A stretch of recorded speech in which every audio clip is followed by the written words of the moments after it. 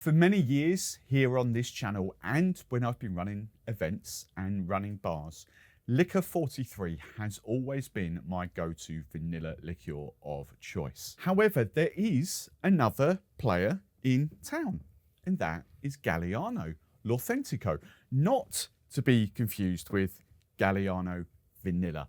They are slightly different things. Now, I wasn't always in Licor 43's camp because through the early 2000s and very early 2010s, it was sporadically L'Authentico that I had, but actually more the vanilla Galliano. And thinking back to circa 2014, 2015, I think the only reason I swapped from Galliano to Licor 43 was because I met the guys at a bar show, had a tasting and fell in love with it. I don't think I've ever really compared them side by side. So that is what I'm going to be doing in this video. I'm going to give you the brief rundown of how these products are different to each other and possibly give you my opinion of which one you should stock, or it might turn out that actually both deserve a place, or maybe all three deserve a place behind your bar because they do very different things. So let's start off with Licor 43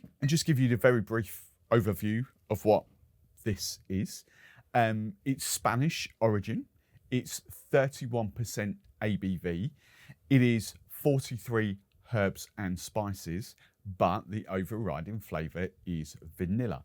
Many of us do use it as a vanilla liqueur.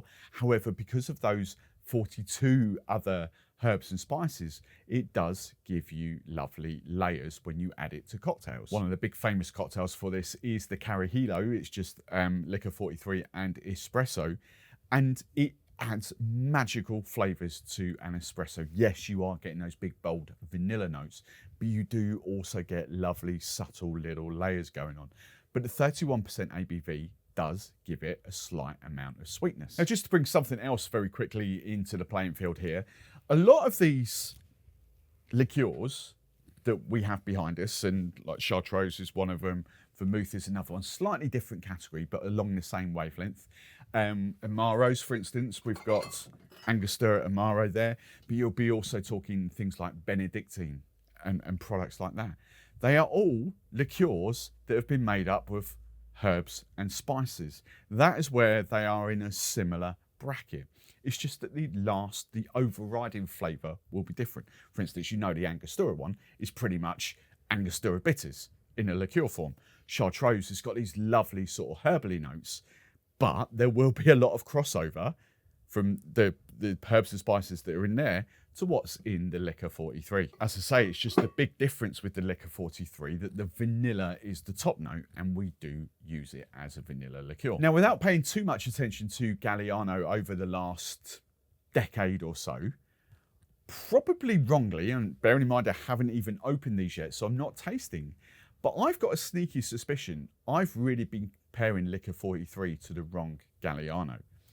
I've always put those two side by side because they are the big ones, the flagship ones of the brands. They do have similar amounts of herbs and spices in them, and you would just naturally assume that they are the same product. However, the big difference between these two, just purely at a base level, that is 42.3% ABV, whereas the Galliano Vanilla is 30% ABV. So if you're looking for a like for like, probably on sugar levels, actually, it's probably those two that you should be comparing. Now, of course, there are subtle differences between these two, the L'Authentico and the Vanilla. A lot of these recipes are secret. We don't know all 43 herbs and spices that are in Licor 43 as far as I'm aware. And it's the same with Galliano. I've seen some reports of 25 plus botanicals that go into that herbs and spices, but actually on the bottle it says over 30. All I really know by comparison is that the Galliano Vanilla is a stripped back version of that. There are a collection of herbs and spices in there, but it is the sweeter version. It's not simply that with extra vanilla. It's a stripped back version with a little bit of extra sugar because it is a 30% ABV product. So I think for a lot of you making cocktails, I think actually the ABV will be a big deal for that, because automatically an extra sort of, well, it'll be an extra 11.3% ABV. I'm assuming if you swap Galliano in for Liquor 43 in cocktails, it's going to make a hell of a difference. Whereas possibly swapping those two might not. But we're going to have a little neat tasting just to sort of see what the base liqueur tastes like. Now, I have thought about doing this as a blind tasting, but I might attempt that. I have numbered the shot glasses up 1, 2, 3, but what I want to do is actually sort of distinguish in my head what they do taste like individually. But I might do a blind tasting afterwards. We'll have the first initial tasting to see whether there is actually a huge difference. And if there isn't, perhaps that's when we'll do the blind. So first up, let's go for Liquor 43. I mean, I do absolutely adore this stuff. It's got this custardy note on the aroma, obviously vanilla. It's, you're not really picking up too many other herbs and spices, but at the same token, you're not picking up an out-and-out vanilla liqueur. And I've had a few of those in the past, mainly the Posh Giffard. They've got a vanilla liqueur that I had. Very different to that. So it's not an out-and-out vanilla, but it is a vanilla-y, custardy top note. But then on the taste, yes, there is a lovely amount of sweetness on there. It's 31% ABV. But it's also got quite a bit of alcohol heat to it as well. You know, it's quite a robust liqueur. There are many different layers to that, but I'm not going to try and convince you that I can pick different individual flavors coming out of there. That's really not going to happen. It's vanilla, but there are so many other different flavors that I wouldn't even know where to start. I guess you could say there's like a little ever so subtle spice note to it, but that quickly, here's a posh word, quickly dissipates, and you're left with this sort of rounded sweetness. If I was just drinking that now, I'd be totally happy with my choice of using Liquor 43 over the last decade or so on my bars, because it is flipping tasty. I absolutely adore this stuff. Now, to compare like to like, I'm going to move straight on to the Galliano Vanilla. It perhaps should have been on my radar that this would be the direct like-for-like comparison, but for some unknown reason, it really wasn't. I would, as I said, I've always kind of thought that is the direct comparison. But similar ABV, vanilla profile, we hope. Let's just have a little taste of this. Automatically, I can see it's a much lighter colour yellow. Now that is really interesting. Smell-wise, I'm not picking too much off it. It's an ever so subtle hint of vanilla. It's nowhere near as vanilla pronounced as the Liquor 43. When I'm tasting it, it's a little bit thinner. It probably hasn't got the sweetness level of the Liquor 43. But then if I'm being brutally honest, I don't think it's got the flavour profile of Liquor 43. It leaves me quite, after drinking it. What I would say, because it is thinner, I'm struggling to think of that as an out-and-out vanilla liqueur. Yes, there is a vanilla note to it. I'm not disagreeing with that at all. But you do also get, I would say, what I'm trying to hint at, I think you get all these other flavours, all these other herbs and spices that are in there are probably more balanced towards the vanilla than what they are in the Liquor 43. Liquor 43 is that out-and-out sort of vanilla punching you in the face, but with the subtle undertones of other herbs and spices. Whereas this, again, I'm not going to even begin to try and sort of tell you what those other botanicals, those other herbs and spices are, but you can tell there's other stuff going on there, and they're in equal amounts to that vanilla. I'm just thinking of all my use cases for Liquor 43, and I'm pretty convinced I wouldn't swap that in. It's just not going to carry the flavour that I want through in cocktails. Yes, it might make a fantastic espresso martini. No, a coffee tonic with Galliano. I do that quite a bit with Liquor 43, to be fair. So it's like coffee, fresh coffee, tonic, and a little glug of that. It's like the Carajillo with tonic, essentially. to longer it out. You could do it with soda water, but tonic's just got this lovely flavour. I don't think I could swap Galliano Vanilla into my Licor 43 cocktails. It's lovely, it's tasty, but I think Licor 43 wins that. I mean, it's absolutely 0 point doing those in a blind tasting because they are night and day. Bolder, richer, more robust, vanilla smacking you around the face, lighter, more subtle, the flavours just rounded. Yeah, a Licor 43 would take my shot there, definitely. Now, this is going to be the interesting one for me because I definitely haven't had L'Authentico in a very, very long time. The last time I was using Galliano, early 2010s, was the vanilla. Absolutely was the vanilla. So I dread to think the last time I've actually had and tasted this, it might be a very, very long time.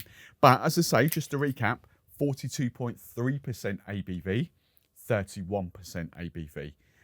43 herbs and spices, over 30 herbs and spices. But they never claim, or I've never seen anywhere where they sort of claim that this is a vanilla forward liqueur. All right, so now this is very different. And I understand why they don't call it a vanilla forward liqueur, because the one top note I get off that is pastis. Whether it's like a Pernod, whether it's like an absinthe, but it's that mentholy pastis. Sorry, probably mentholy is the wrong word for that, but it's pastis overtone. But there is a hell of a lot going on for there. That is actually really delicious. I really like that. But would I swap that in for Licor 43 cocktails? Probably not, because that's going to give you a very different taste profile. What I would say about the Galliano L'Authentico, there is definitely more pronounced notes of other herbs and spices, which you don't get with Licor 43. I would say the Galliano is probably going to make more, or cocktails, I was going to say better cocktails, I don't mean that, but I'm going to say cocktails with more character, more layers, because you get this pastis and then you get this sort of rounded vanilla, and then you get all these other different flavors. There's like a little bit of spice coming out at me there, and that might come from like a root. It might get a sort of a bitter kind of spice. That has been quite an eye-opening tasting. There's absolutely 0 point doing a blind tasting of those, because all three of those are completely and utterly different, which then leaves me to give you a conclusion of which one should you stock. I'm going to go out on a limb here. I'm sorry, Galliano. I'm going to go out on a limb here and say that if you're looking for a vanilla liqueur or those sort of vibrant flavors, it has to be Licor 43. Without a question. There is just absolutely zero comparison for those two for that product. And I'm going to take that firmly out of the equation. It's nice. It's great. I will quite happily finish that bottle, but it's not going to do the same job as I want Licor 43 to do. Where the interesting summing up will come is between these two. And just on that tasting, that top note of that pastis with that, again, I don't think you can compare them. I think that you're going to have, or top end, let's go top end bartenders, top end mixologists are going to have very different use cases for those. If any bar is, you know, simply swapping between the two in cocktails, this might be cheaper this month, they are going to make very, very different cocktails. They just are. I hadn't really contemplated how different these two products were. And perhaps we shouldn't even really be comparing them. I mean, just in my head, I really want to be comparing Galliano to something like Chartreuse, and makes me really want to go down the sort of Benedictine routes and all that kind of stuff, because that's more of a nod to lots of different herbs and spices than what the Licor 43 is. So yeah, to sum this video up, look, I'm extremely happy and convinced in my convictions of swapping from Galliano Vanilla to Licor 43 in the early 2010s, mid 2010s. I've got absolutely no qualms about that at all. Where my issues now come is that perhaps I should have had Galliano L'Authentico behind the bar anyway, and used it in a very different way to how I would use Licor 43. I tend to use Licor 43 in cocktails that calls for or where I want a sort of a rich and rounded, like vanilla-y note, but just with layers. Whereas I wouldn't go for that with Galliano. I would go for Galliano where I just want to add depth of character without vanilla being that top note. I've never heard Galliano compare themselves to Licor 43. I think I've heard Licor 43 compare themselves to Galliano. I might have made that up. This might be the comparison video that never needed to happen. But the upshot is those two products are very different products. And I'd probably have both of them behind the bars, but use them in very different ways.